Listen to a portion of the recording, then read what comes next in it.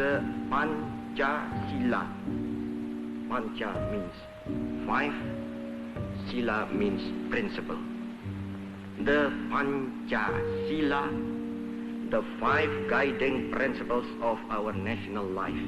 Indonesia, seperti Bung Karno saat berpidato tadi, bangga punya Pancasila. Tapi, mengapa kita punya dua peringatan Pancasila? Hari lahir Pancasila diperingati pertama kali secara nasional pada 1964. Sedangkan Hari Kesaktian Pancasila mulai diperingati pada 1966. Iya, bedanya memang cuma 2 tahun. Tapi ada satu peristiwa yang memengaruhi gelap terang 2 tanggal itu, sekaligus mengubah hidup banyak orang dan jalan politik negeri ini.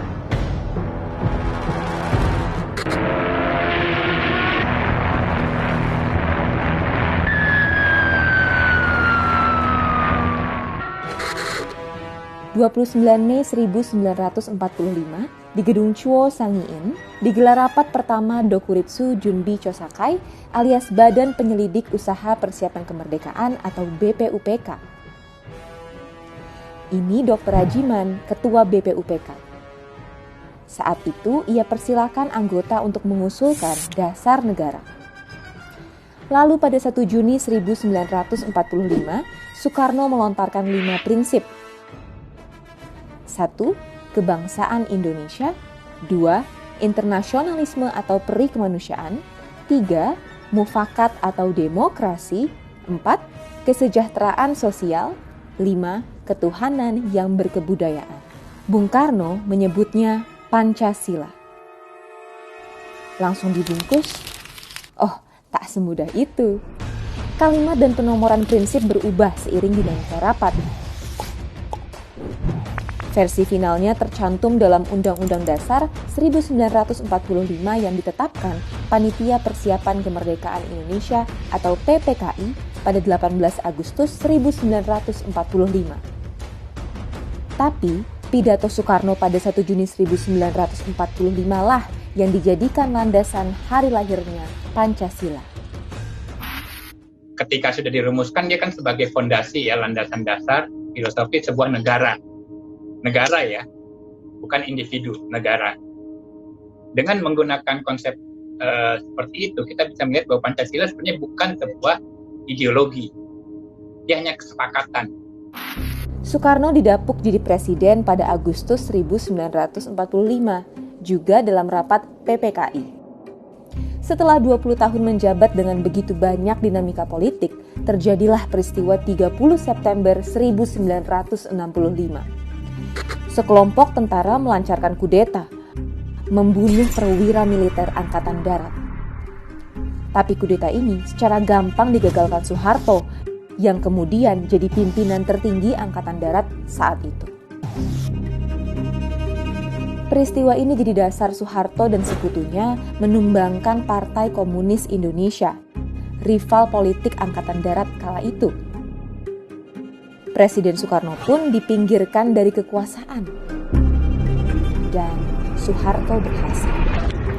Koalisi Orde Baru memulai pemerintahannya ketika The Smiling General itu dilantik sebagai presiden Maret 1967.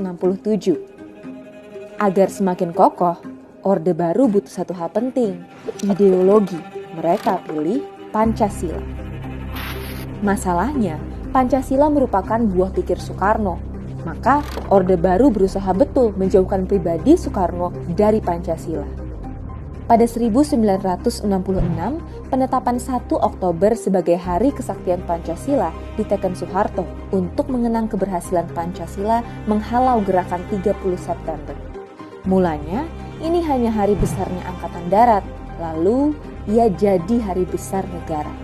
Pada 1970, Orde Baru menyetop perayaan hari lahirnya Pancasila. Sebulan setelah keputusan itu keluar, Bung Karno wafat. Namun, upaya desoekarnoisasi belum usai. 53 hari pasca wafatnya Soekarno, terbit artikel Naskah Proklamasi yang otentik dan Rumusan Pancasila yang otentik yang ditulis Nugroho Noto Susanto, Kepala Pusat Sejarah Angkatan Darat. Menonjolkan Yamin sebagai penemu Pancasila, ia beralasan Yamin berpidato pada 29 Mei 1945, 3 hari lebih dulu dari pidato Soekarno. Nugroho juga menyebut Pancasila yang otentik ialah yang dirumuskan PPKI pada 18 Agustus 1945. Argumen itulah yang jadi acuan penulisan sejarah Pancasila versi Orde Baru. Seberapa otentik sumber-sumber Nugroho? Nugroho mengacu ke satu sumber, Naskah Persiapan Undang-Undang Dasar 1945 yang juga jadi sumber utama buku risalah BPUPK yang diterbitkan Sekretariat Negara era Orde Baru. Naskah persiapan ditulis Yamin, merujuk laporan stenogram rapat BPUPK yang ia pinjam dari Abdul Ghaffar Pringgodikdo, Wakil Ketua Tata Usaha BPUPK. Yamin tidak pernah mengembalikannya. Pemerintah Orde Baru menyatakan dokumen itu hilang. Namun, arsip-arsip Yamin ini ditemukan lagi di Puri Mangkunegaran, Surakarta.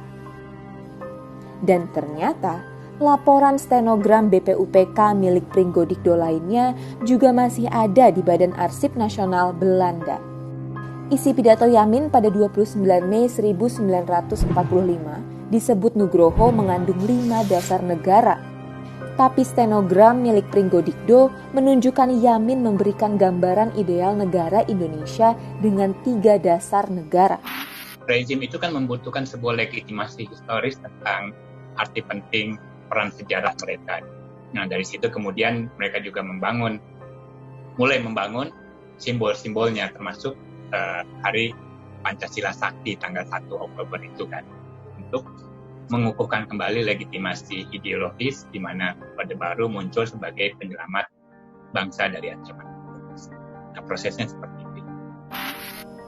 Orde Baru tetap tidak mengakui 1 Juni hari lahirnya Pancasila, meski membolehkan masyarakat memperingatinya. Setelah Orde Baru tumbang, upaya rehabilitasi hari lahirnya Pancasila dilakukan. Presiden Jokowi menjadikan hari lahirnya Pancasila 1 Juni sebagai hari libur nasional, meskipun pemerintahannya juga tetap memperingati Hari Kesaktian Pancasila.